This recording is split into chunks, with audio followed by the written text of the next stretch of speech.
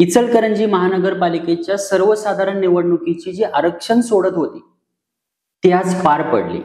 कारण या सोडतीसाठी खूप दिवसापासून जे सदस्य, जे नगरसेवक, इच्छुक नगरसेवक जे आहेत ते ज्या गोष्टीची वाट बघून होते त्याची प्रक्रिया आज खऱ्या अर्थाने पार पडली। या सोडतीतून पुढील निवडणुकीत प्रत्येक विभागासाठी कोणत्या प्रवर्गाचे आणि किती महिला उमेदवारांसाठी जागा राखीव राहणार आहेत हे आज निश्चित करण्यात आलं।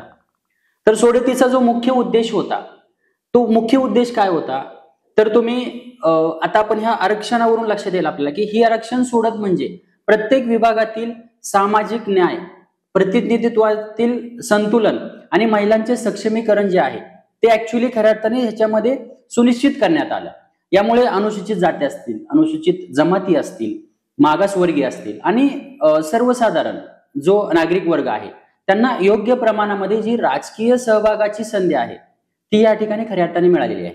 आणि खऱ्या अर्थाने ह्यामध्ये मिळावी म्हणून हे आरक्षण सोडत जे आहे ती आरक्षणाची सोडत ज्या पद्धतीने केली जाते ह्या सगळ्या प्रवर्गाला, घटकाला न्याय मिळावा, प्रत्येकाला संधी मिळावी म्हणून ही आजची आरक्षण सोडत या पद्धतीने पार पडली।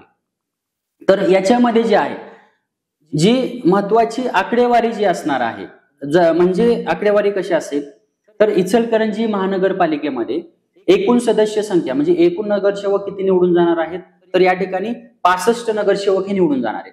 तर या 65 नगरसेवकांमध्ये 33 या महिला नगरसेवक असणार आहेत आणि जे उर्वरित 32 आहेत ते मग त्या ठिकाणी जनरल बाकीचे मग पुरुष असतील किंवा त्या ठिकाणी सुद्धा एका दुसरी परत महिला एक्स्ट्रा जाऊ शकते।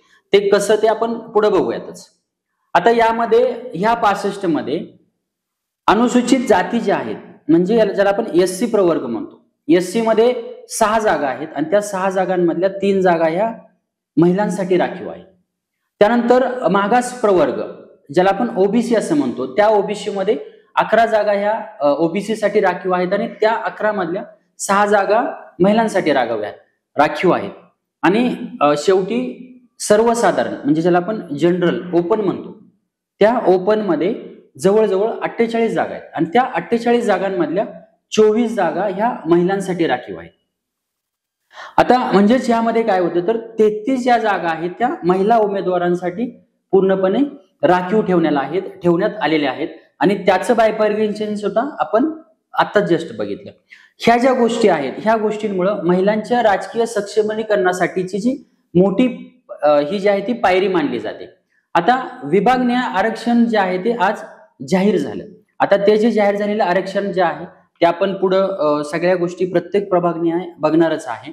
तर हा जो काही आरक्षण सोडत झालेली आहे, आज जी आरक्षण सोडत झाली ती आरक्षण सोडत ह्याची जी यादी आहे ह्याची यादी महानगरपालिकेच्या अधिकृत जे नोटीस बोर्ड आहे त्या नोटीस बोर्डवरती प्रसिद्ध करण्यात आलेली आहे आणि ही आज संध्याकाळपर्यंत मला वाटतं किंवा उद्यापर्यंत त्यांच्या वेबसाईट वरती सुद्धा ते प्रसिद्ध करतील। आता इचलकरंजी महानगरपालिकेमध्ये जे प्रभाग रचना आहे त्या प्रभाग रचनेमध्ये प्रत्येक प्रभागात 4 सदस्य असणार आहेत आणि त्या 4 सदस्यांमधले 2 जागा ह्या महिलांसाठी राखीव असतील। त्यानंतर जिथं 5 सदस्य आहेत म्हणजे आपल्या इचलकरंजी महानगरपालिकेमध्ये 16 प्रभाग आहेत। 16 प्रभागामधले 15 प्रभाग हे 4 सदस्य आहेत आणि एक जो प्रभाग आहे शेवटचा म्हणजे 16वा प्रभाग तो 5 सदस्यांचा आहे आणि त्या 5 सदस्यांमधल्या 3 ज्या आहेत त्या 3 महिलांसाठी राखीव ठेवण्यात आलेला आहे।